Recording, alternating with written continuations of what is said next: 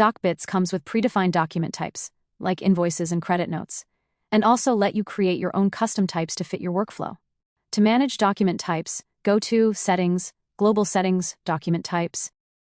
Standard document types are labeled standard, and each one can be customized. You can edit the layout, create subtypes, define available table columns, configure validation fields, train the model for improved classification, add regex patterns, write Python scripts to fine-tune extracted data.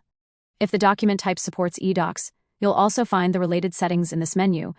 On the right side of the screen, you can activate or deactivate the document type, select the extraction type, access advanced options like duplicate detection or approval workflows.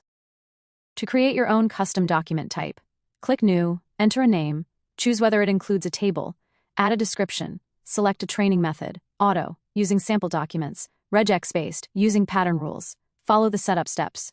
Once saved, your custom document type appears in the list with all the same configuration options as any standard type. Thanks for watching. Don't forget to subscribe and check out more videos on our YouTube channel.